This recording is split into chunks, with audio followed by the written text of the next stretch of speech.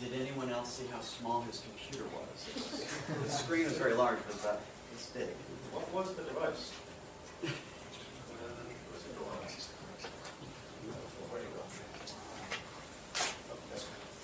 Jeremy. Hello. So, I'm going to base it, I'll start with telling you how I got here today. And the largest context here I've got one thing that I'll claim as my invention, which is kind of just repurposing some stuff over here and applying it to this analogical stuff. But my goal here is to kind of to point towards a different approach for humanity to move off into the future. We're going to be uploaded to machines scenario because we're sort of slapdash design machines ourselves. It is not really appealing to me, and I think it's littered with all sorts of mistakes that. So, what I'm contributing is really sort of what I've gotten out of being in an inquiry from like just getting out of high school and reading Eric Drexler's Engines of Creation. Like, so here's the vision of the future of technology. Like, wow, like that's a lot. Like the future is not going to look like the past. And then I started listening to Noam Chomsky lectures, like actually learning about the United States and Latin America, like how money, media, power works, and then having those two things, like trying to reconcile, like what's going to happen there.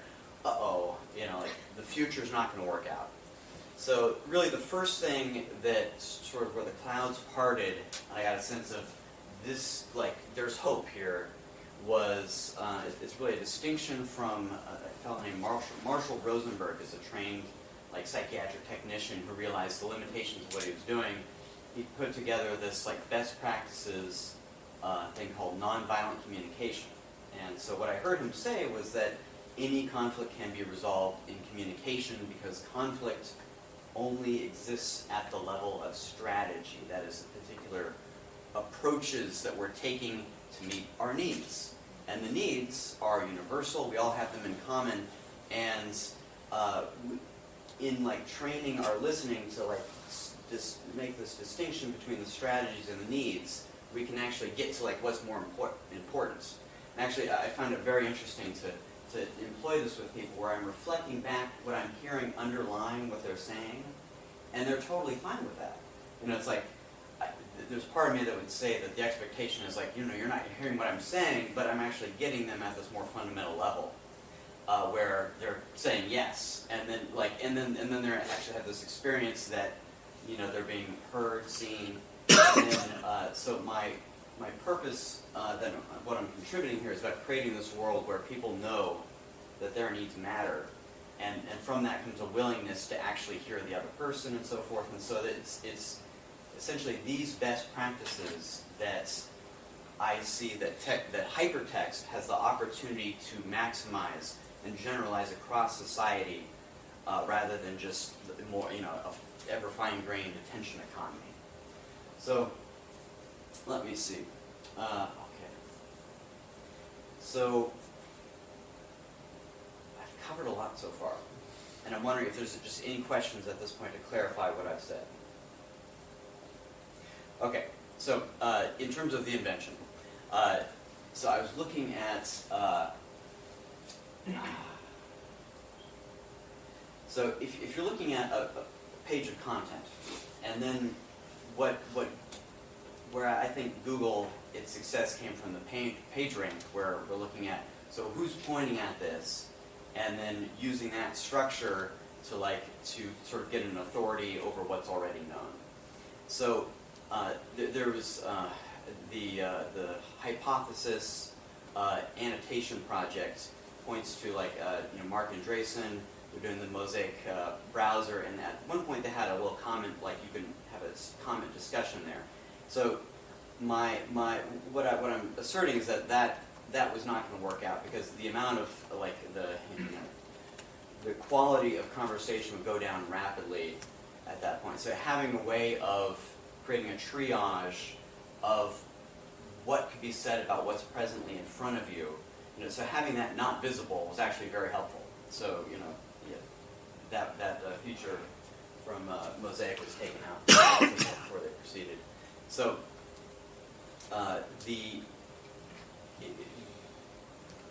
doing so on the basis of what meets the needs, right? So this, if you can, anytime that there is a diametrical, so there's point A, point B, well, I'll just call them the thesis, the antithesis, then there's going to be a synthesis. So, I mean, what's most interesting about any conflict is that perspective that creates that synthesis. And right now, there's no convergent process within the web to make that happen. The domain name system and so forth, it just really fragments everything, and I think annotation does that even more so. So having a sort of a triage of what are the different issues that something brings up. And this is where I think that the machine learning algorithms, in terms of sorting the conversations that a particular piece of content inspires, that would be useful. And I think that's maybe its proper place rather than attention and cognition. Blah, blah, blah. So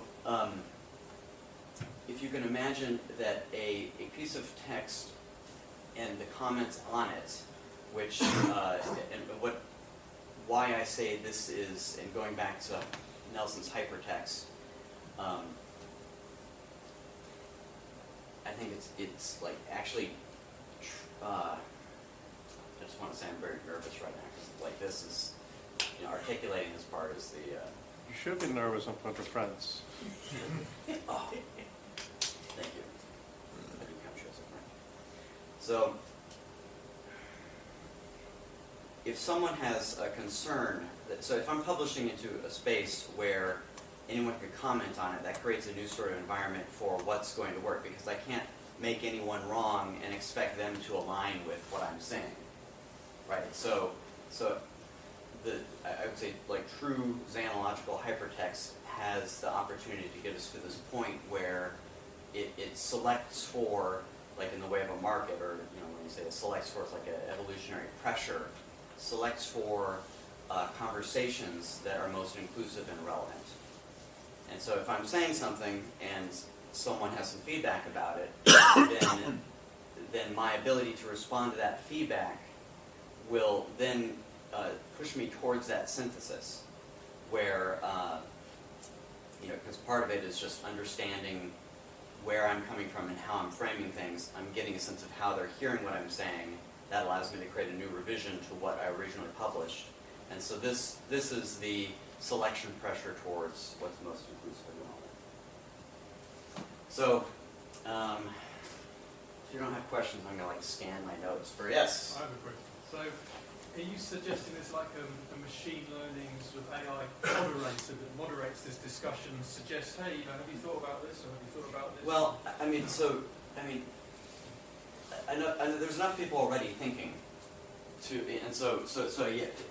in terms of bringing that to something. Actually, I was looking back at the way AdWords worked for drawing associations. That those same algorithms could start to knit these things together. It went a different way with the commercialization of it. But yeah, so structuring, structuring a proliferation of links about the comment on something. So right now, if annotation was something like a daily practice or included in the browser, you go to the New York Times, and then all the conversation about this particular thing could potentially eclipse that. But you're there to actually get a voice where there's been some consideration. So the grist here is, how does a crowd process actually get to that point of considered like a wisdom, essentially. So that's yes. So we're up against the second law of thermodynamics, meaning we are moving to chaos. All these divergent opinions are going to happen. Civilization has only happened because of human will to say we can do better than that. And so I'm really cautious about thinking that machines are going to just jump in and impose. It's only our intention that it should converge, that should happen. So I want to just bring up Engelbart again and Yes. his idea of networked improvement communities, which was what was required, a common beat, a rhythm of improvement, and people wanting to achieve things together is what's sort of needed. You can't just jump into a conversation Yes. and assume intentionality is aligned. We're now officially in dialogues. It's great you Yes. started. So, I mean, yes, yeah. So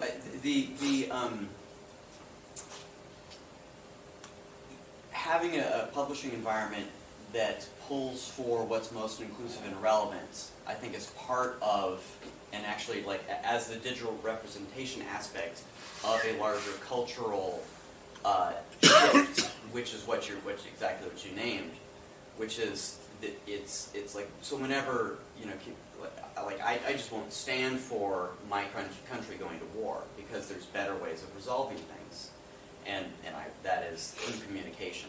So for me, it's how do we have our technology support the communication best practices that I say exist. I say conflict has been solved, and so and just one of my little punchlines here is that, you know, so creating friendly AI is the same problem of, like, actually having civility in conversation, but it's being projected onto machines when, in fact, you know, actually having that civility with these the communities of practice and conversations, like, that's what we need. Just start speaking. So how much of what you're saying depends on an assumption that people are engaging in good faith? Because Well, so if you're not, yeah. then but if you're, like, aping good faith so good that you're more articulate than a good faith person who's inarticulate, then, you know, I'd quote that other person. Because you could just be wrong. I mean, what I mean by wrong is not wrong in that, you know, some trivial rule about life. You could be being racist or homophobic, or Yeah. You could be saying something which is deliberately provocative and outrageous. Oh, yeah.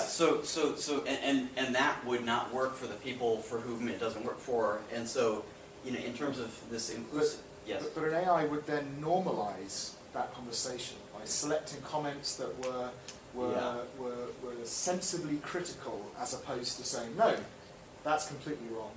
And one of the issues about discussion on the web is it's a public performance, as much as it is actually the people who are engaged. And actually those discussions being available to read and see by others then becomes important and informs the views of other people.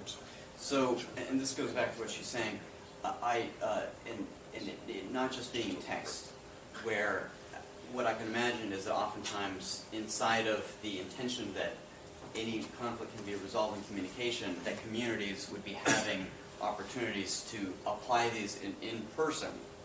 And so once we're not, behind keyboards and screens and separated, then that ability to, anyway, so I see this extending not just the text as a way of structuring and accessing video that is relevant as well. So, and yes. How do you avoid the new bubble? A new type of bubble? Well, so this is where seeing the incoming links defeats the bubble. It actually inverts the filter bubble. And so having seeing what you're saying inside the structure of the concerns or the needs that it's addressing which is anyone can contribute to that. All right. Talk later. I mean, I think I quite share your optimism that this is doable, but You it's do an unsolved. I do very much so, Okay, cool. and I'm inspired a little bit by your comment on value of nonviolent communication. And just remember this: I'm a neuroscientist, and the heart of communication is this coordination of mental models of two people. Yeah. An experience I had very young, and this has been reiterated by yourself, was conflict resolution as a kid in high school. I was trained as like a mediator that would have to sit down with two parties that were fighting with one another. And the only thing they first told us was, because standard practice is you tell the story of the other person's point of view, and then we'll flip that around. And we never actually had to go past that. And so what I'm saying is, I think this is a laudable goal. It's probably doable, but there's a lot of barriers in between. One thing that I find glaringly missing, because I would like to understand the mental model of somebody I disagree with, is just finding access to this. I would love to even just have a layer over, say, Wikipedia, where you could choose to see a red and a blue version of that article, and just read what somebody who didn't believe vaccines were a good thing, what would they say about this piece of text, or something really just very, as you say, your antithesis and your thesis. It would be nice to even have access to those views, such that, you know, we can sort of form in my own. I would just like to know why somebody who doesn't believe in climate change, what would they say about this? And Yeah, I love my talk. yeah, so kind of thinking this already exists, but I think this first order, just knowing what the other side has to say, the fact that sometimes I want to know that and can't find that without having to set up a separate fake Google account. And in the where middle of I your click on sentence, I have to things. cut you off. Yeah. But yeah, I Cut mean, me off too, but. it seems from what I've heard so far, everybody's working on the same thing, just different angles. So I desperately hope there will be some offline and online collaborations. I think. Thank you very much.